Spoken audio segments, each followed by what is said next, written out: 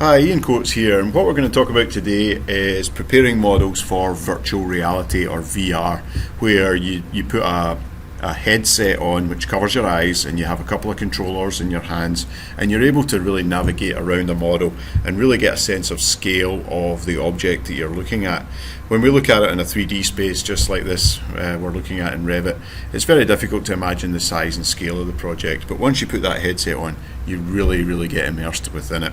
So it's really easy to do it. We download the Go Live app and it embeds itself into Revit. It gives us a button here that when we press it, what it does is it prepares your model, sends it up to the cloud, and then sends you an email when it's finished processing it and rendering it.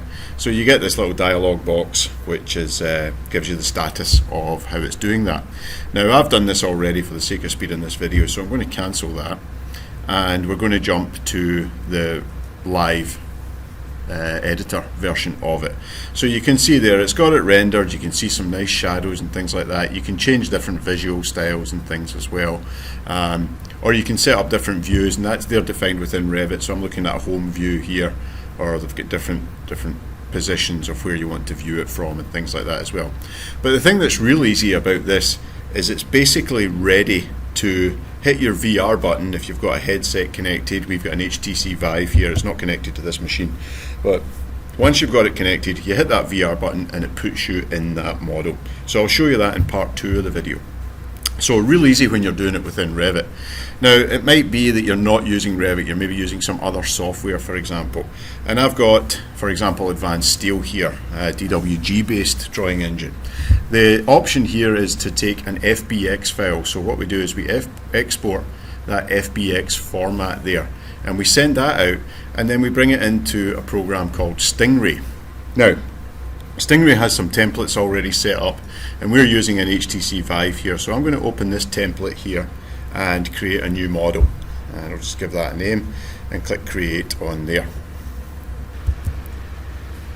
So once Stingray opens, you have this template open here which has a bunch of things within it that you can use as objects or intelligent objects there.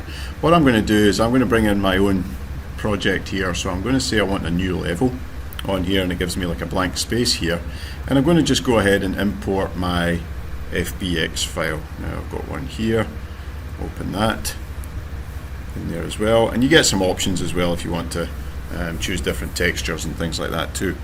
But what it does is it brings it down here into my asset browser, and it's real simple. All I do is just spot that into the model there, and I may want to position it, you know, like a benchmark or an origin point, so I'll just open that up in there and zero those out so that it gets located at a specific benchmark.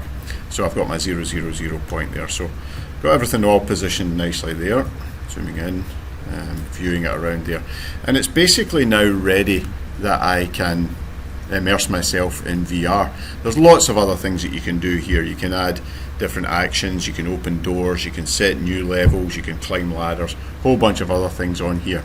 But I've basically got it where I can send that out to my VR headset and start to look around that model and maybe wander around a small area within it. There's lots of videos online showing how to use Stingray. This is just a very basic orientation in how to get your model into a VR headset.